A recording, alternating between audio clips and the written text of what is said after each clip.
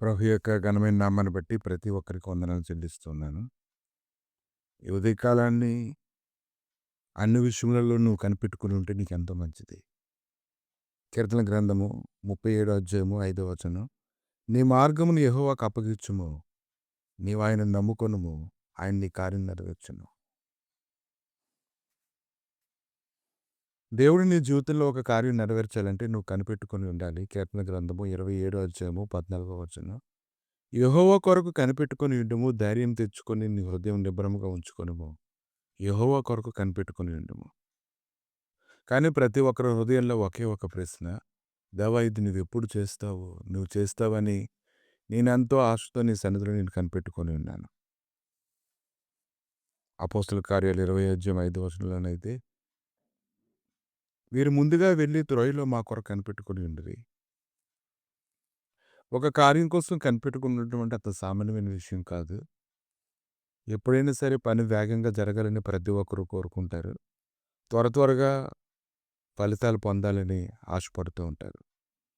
ఆయన ఇదే అంటారు. సామెతల గ్రంథము 8వ అధ్యాయం 34వ వచనం. అనుదినము నా గడప యొద్ద కనిపెట్టుకొని నా ద్వారబంధం యొద్ద కాచుకొని నా ఉపదేశం వినివారు ధన్యులు. కాబట్టి ఒకరికొకరు కనిపెట్టుకొని ఉండాలి. అలాగే దేవుని యొద్ద కూడా కనిపెట్టుకొని ఉండాలి. అపోస్తల కార్యాలు 10వ అధ్యాయం 24వ వచనంలోనైతే మరునాడు వారు కైసరులో ప్రవేశించినప్పుడు అప్పుడు కొర్నేలు తన బంధువులను ముఖ్య స్నేహితులను పిలిపించి వారి కొరకు కనిపెట్టుకొని ఉండెను.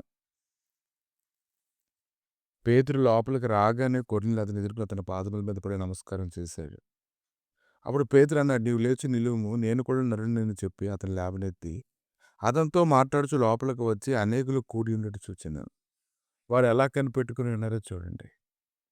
కానీ పేతురికి అది చాలా సంతోషం కలిగించి ఉంటుంది. దేవుడి యొక్క లేఖనాలు వినడానికి అందరూ కనిపెట్టుకుని ఉన్నటువంటి విధానాన్ని బట్టి అతని హృదయంలో చాలా నెమ్మది కలిగి ఉంటుంది.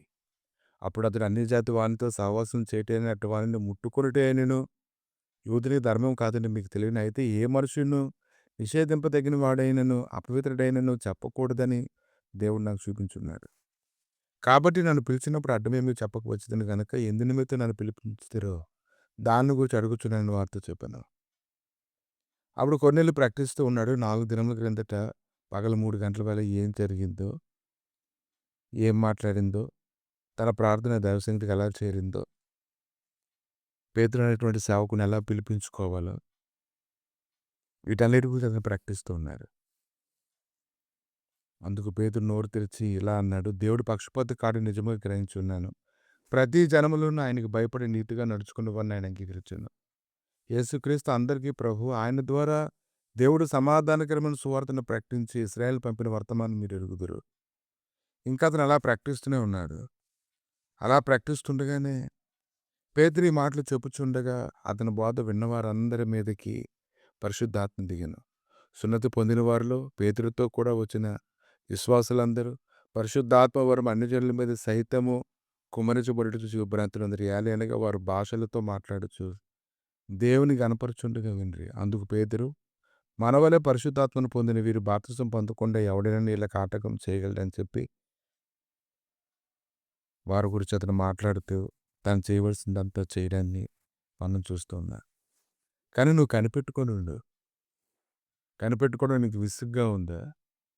నువ్వు కనిపెట్టుకోవడం ద్వారా శ్రేష్టమైనటువంటి ఫలితాలు నువ్వు పొందుకుంటావని ప్రభు అయితే ఉదయకాలాన్ని నీతో మాట్లాడుతూ ఉన్నారు. దేవుని కార్యాలు అవి గ్రహించుకోగలగాలి. అప్పుడే హృదయానికి నిబ్బరం కలుగుతుంది.